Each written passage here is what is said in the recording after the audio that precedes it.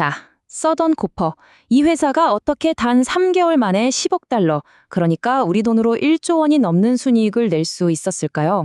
오늘 이 시간에는요, 서던 코퍼의 최신 실적 보고서를 아주 속속들이 파헤쳐 볼 겁니다.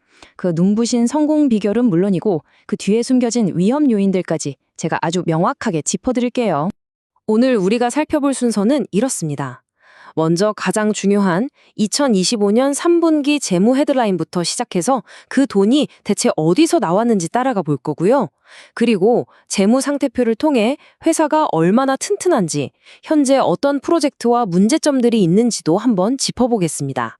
마지막엔 핵심만 딱 정리해 드릴게요. 자, 그럼 바로 시작해 볼까요? 가장 궁금해하실 핵심 숫자들부터 먼저 들여다보겠습니다. 이번 분기 실적 과연 어땠을까요? 자, 먼저 순매출입니다. 와, 무려 33억 8천만 달러. 이게 감이 잘 안 오실 텐데 우리 돈으로 환산하면 4조 원이 훌쩍 넘는 돈이에요. 단 3개월 만에 말이죠. 정말 엄청난 성과라고 할 수밖에 없겠네요. 매출도 매출이지만 진짜 놀라운 건 바로 순이익입니다. 남은 돈이 얼마냐는 거죠. 이번 분기에만 무려 11억 달러 이상을 벌어들였습니다. 네, 우리 돈으로 하면 1조 4천억 원이 넘는 순이익을 남긴 겁니다. 이건 뭐 주주분들에게는 정말 희소식이죠. 주식 한 주당 1달러 35센트의 이익을 냈다는 뜻이니까요. 아주 탄탄하고 견고한 수치입니다. 자, 그런데 이 숫자들만 보면 그래서 이게 얼마나 대단한 건데 싶으실 수 있어요. 그래서 작년 같은 기간하고 한번 비교를 해봤습니다. 표를 보시면 아시겠지만 순매출, 순이익, 주당 순이익 뭐 하나 빠지는 것 없이 전부 다 작년보다 훨씬 좋아졌어요. 정말 놀라운 성장세죠. 자, 그럼 이렇게 어마어마한 돈 대체 어디서 나오는 걸까요? 서던 코퍼의 핵심 수익원이 뭔지 한번 파헤쳐 보겠습니다. 네, 역시 회사 이름이 서던 코퍼잖아요. 이름 그대로 구리가 압도적인 주력 품목입니다. 전체 매출의 대부분을 이 구리가 책임지고 있어요. 명실상부한 효자 상품인 거죠. 그런데 구리만 파는 회사는 아닙니다. 두 번째로 돈을 많이 벌어다 주는 게 바로 이 몰리브데넘이라는 건데요. 좀 생소하시죠? 이건 주로 강철을 더 튼튼하게 만드는 데 쓰이는 아주 중요한 산업용 금속이에요. 수익에서 차지하는 비중도 상당합니다. 그리고 이런 제품들을 어디에 파느냐? 바로 전 세계입니다. 지도를 보시면 미주 대륙이 가장 큰 시장인 건 맞지만요. 유럽이나 아시아에서도 수억 달러어치를 팔고 있어요. 정말 말 그대로 글로벌 기업의 면모를 확실히 보여주고 있죠. 오케이, 돈 잘 버는 건 이제 확실히 알겠습니다. 그럼 이 회사가 과연 얼마나 튼튼한 체력을 가졌는지도 봐야겠죠?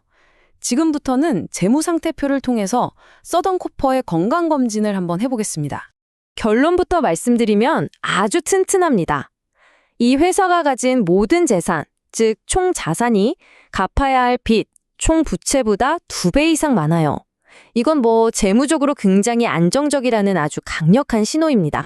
그리고 제가 진짜 놀란 건 이 부분인데요. 바로 현금입니다. 당장 꺼내 쓸 수 있는 현금성 자산만 거의 40억 달러예요. 우리 돈으로 5조 원에 가깝습니다. 와, 이 정도면 정말 웬만한 위기에는 끄떡도 안 하고 오히려 새로운 기회를 잡을 수 있는 막강한 실탄을 두둑하게 챙겨놓은 거죠. 자, 지금까지는 정말 장밋빛 이야기만 한 것 같죠? 하지만 이렇게 화려한 숫자 뒤에는요, 늘 그렇듯 복잡한 현실이 숨어 있습니다. 지금부터는 서던 코퍼가 직면한 큰 그림, 그러니까 주요 프로젝트와 해결해야 할 과제들을 한번 살펴보겠습니다. 이야기를 시작하기 전에 먼저 이걸 알아두셔야 합니다. 서던 코퍼는 사실 그루포 멕시코라는 아주 거대한 글로벌 광산 기업의 자회사예요. 이게 왜 중요하냐면 그만큼 든든한 백이 있다는 뜻이거든요. 막강한 자원과 지원을 받을 수 있다는 거죠. 하지만 가장 큰 골칫거리가 하나 있습니다. 바로 2014년에 터진 부에나비스타 광산 유출 사고인데요. 이 사건 때문에 시작된 법적 다툼이 벌써 10년이 지났는데도 아직도 끝나지 않았어요. 이게 계속해서 회사의 발목을 잡고 있는 아주 큰 위험 요인입니다. 문제가 이것뿐이면 좋겠는데 그렇지가 않습니다. 보고서를 보면 다른 법적 문제, 노동 문제들도 꽤 복잡하게 얽혀 있어요.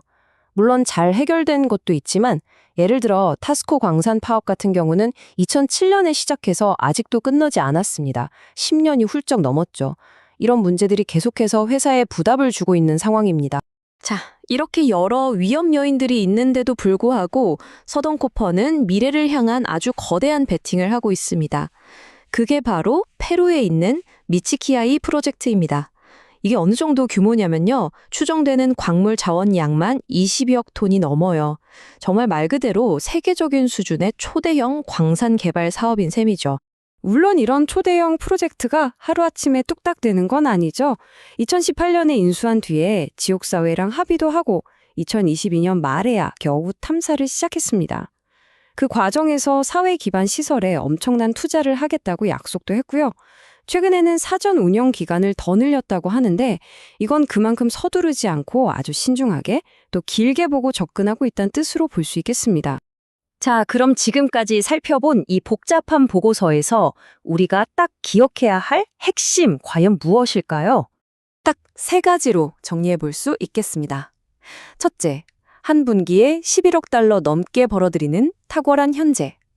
둘째, 10년 넘게 발목을 잡고 있는 법적 분쟁 같은 과거의 그림자.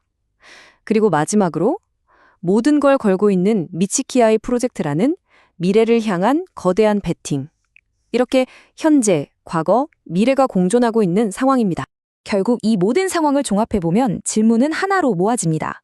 이렇게 돈도 많고 재무적으로 튼튼하지만 동시에 해결해야 할 과제도 산더미인 서던코퍼. 과연 이 회사의 미래를 건 거대한 투자는 성공할 수 있을까요? 여러분은 어떻게 생각하시나요? 오늘 준비한 분석은 여기까지입니다. 영상이 마음에 들었다면 좋아요, 구독 설정 부탁드립니다. 다음 영상도 꼭 시청해주세요.